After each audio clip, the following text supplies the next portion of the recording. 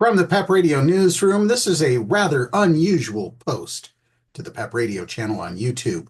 Normally, we do not share viscerally disturbing stories from opponents of the LGBTQ plus community. However, what I am about to report is a mix of news and commentary. Please let this story fill your heart with a deeper conviction to resist the idiocy that has swept across the so-called United States and make us proud to be part of the backlash against Christian nationalism. The Christian Post is reporting that America is 4 weeks away from the LGBT movement's biggest party, and companies are already RSVPing. No. Pride Month starts in June, the left's suffocating celebration of all things gay and trans. And it's obvious. The cause's long march through corporate America hasn't just stalled, it's in full-blown retreat, don't you know? Just 2 years after Dylan Mulvaney's catastrophic undoing of Bud Light, June's over-the-top extremism, at least as a wholesale business concept, is dead, and taking plenty of influential mouthpieces with it. Oh my, where do we begin with these inane comments? First, Pride season is starting in 3 weeks in Pennsylvania, and with it will come revelry akin to Whoville at Christmas time. Whether we have corporate trinkets and support or not, we still have Pride either way. Pride started as a fight against those who continuously silence the LGBTQ plus community. We will be silent no more. If corporate America wants to sit this year out, let them. Instead of showing up to big corporate-driven parades and festivals, attend smaller picnic events and get to know your neighbor.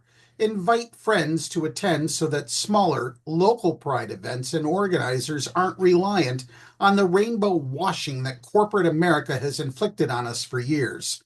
Second, to hell with Bud Light. It's cheap, watered-down piss that should not be served to one's worst enemy. It is just horrible, alleged beer that got lost on its way to the brewery. Anheuser-Busch should be ashamed to call it beer. Over-the-top spectacles from mouthpieces is precisely what the LGBTQ plus community does not need. We need people who actively fight against destructive legislation like Pennsylvania Senate Bill 9, which won't pass and was an utter waste of time, apart from exposing the bigotry embedded in Pennsylvania senators like Senators Lisa Boscola, Marty Flynn, Nick Miller, Christine Tartaglione, and James Malone. While they may claim to support our community, when the votes are being counted, they clearly did not and do not stand with the LGBTQ plus community. But I digress. For most CEOs, it's been a year of unprecedented realignment.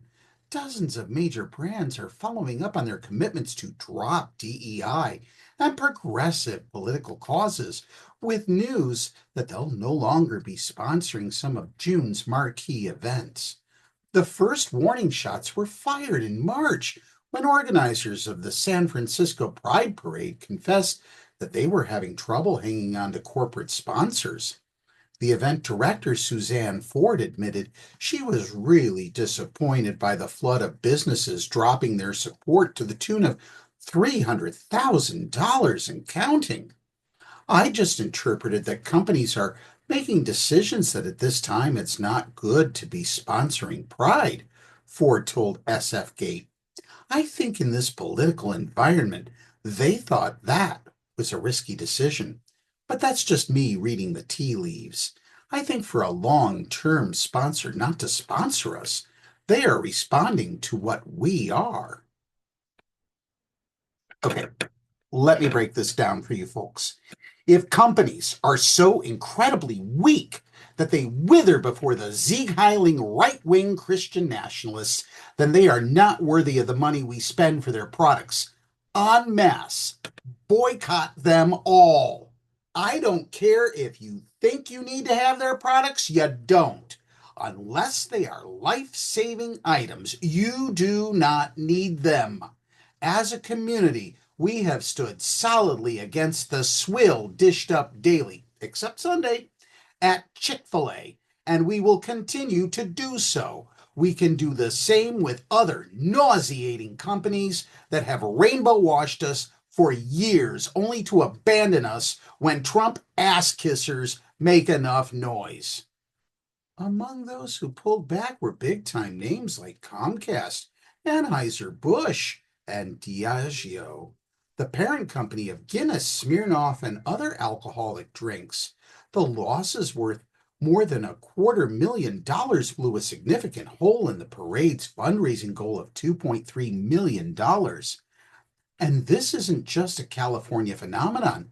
At major pride events across New York City, St. Louis, Washington, D.C., and other states, gun-shy businesses are running for the exits. According to the Wall Street Journal, MasterCard, PepsiCo, Nissan, Citibank, PricewaterhouseCoopers, Booz Allen Hamilton, Darcar's Automotive Group, and others are opting out of the major sponsorships altogether. Some, as in Anheuser-Busch's case, after many years of generous and visible partnerships. It's multi-layered and it's all happening at the same time, lamented Eve Keller, co-president of the United States Association of Prides, a nonprofit that supports LGBT events around the country. She noted that the wave of backlash is so strong that most businesses are asking to have their names and logos removed from official displays and apparel. In New York City alone, a full third of corporate New York City Pride sponsors have either declined to sponsor, scaled back their donations, or are in negotiations to return, organizers say. Again, let them go. Let them all go directly to hell with their miserable products. As a community, we are better off knowing who our supporters are, not the miserable corporations in whose beds we have laid for far too long. Put down the Diet Pepsi, kick Citibank to the curb, and let go of the companies that have taken us for granted for so long. That's enough nausea-inducing nonsense from the far right at Christian Post. If you agree with the substance of this video, get involved in your local Pride organization and participate in activities this Pride season that are not corporate-driven. Subscribe to the PEP Radio channel on YouTube. Until next time, folks, happy Pride.